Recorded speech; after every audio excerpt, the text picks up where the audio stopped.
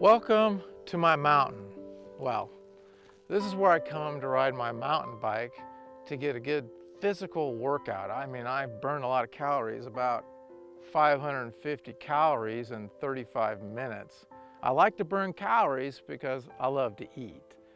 And this is also where I come to get a spiritual workout. I get my life right with God. I get wisdom and I deal with difficult decisions in my life.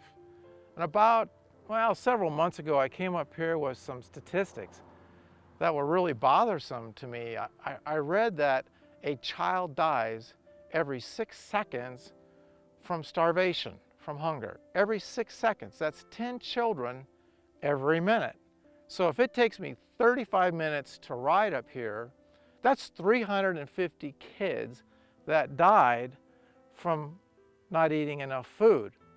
And I'm riding up here so I can eat more food. This is kind of, disturbing to me. And then I read that there are 19,000 kids that die every single day, all under the age of 5 years old. Another statistic that just boggles my mind. I go on reading and I find out that in the United States, we throw away 1/3 of all the food we have. 1/3 goes into the trash, 1 plate and 3. So, how to reconcile all this? You read where Jesus says, he who is given much, much is required. And that's a kind of a scary thought. But I'm thinking, I don't really identify with these starving kids. So I go online on Google Images and I search starving children. And on there, you'll see all kinds of horrific pictures that'll just tear your heart out. But you'll also see some stuff up there posted by non-Christians, atheists, who are mocking God. They mock that God even exists. They mock that God answers prayer.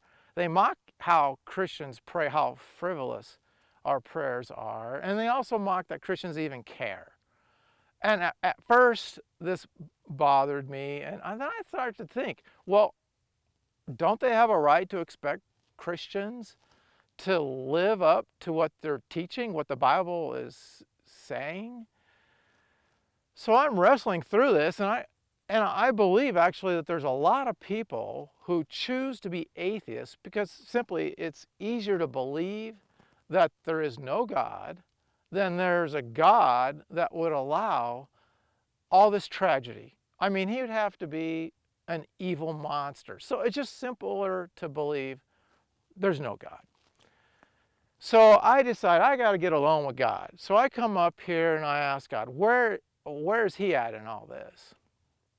And the first thing he puts on my mind and heart is that it breaks his heart that there are millions and millions of children born into this world and they never see his goodness. They never see his kindness, they never see his mercy, they never see his love, and they die. All they see is anger, they see starvation, they see pain, they see suffering, they see hopelessness, and they die. That's all they see is evil, and that breaks his heart. It equally breaks his heart that the people that he's blessed, that call themselves Christians, aren't representing him. They don't represent his love and his goodness and his mercy to that person who doesn't even have a chance to see it before they die.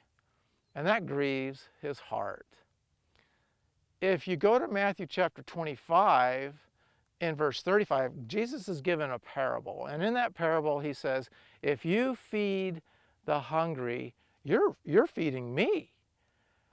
And what he means by that is his heart so identifies with the pain, the suffering, the hopelessness of that hungry child that he feels exactly the way they do.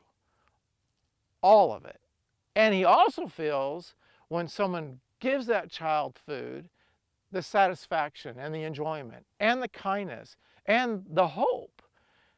He so identifies with them that when you feed that starving child, you're actually feeding Jesus. And that's why he could say that.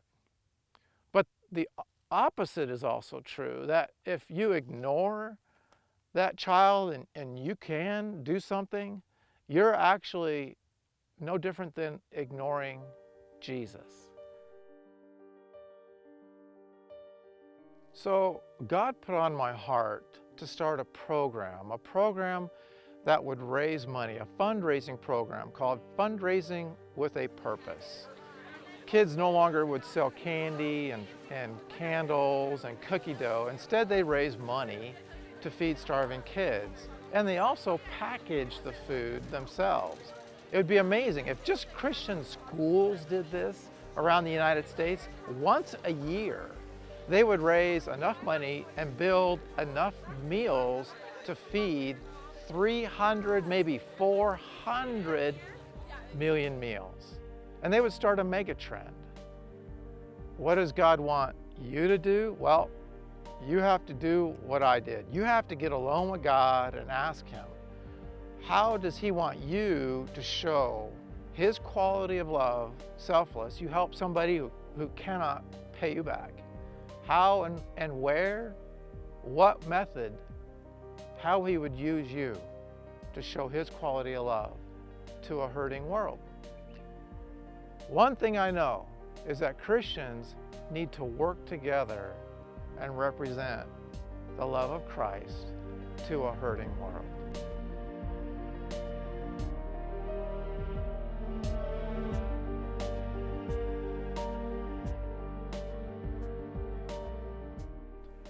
Thank you for listening.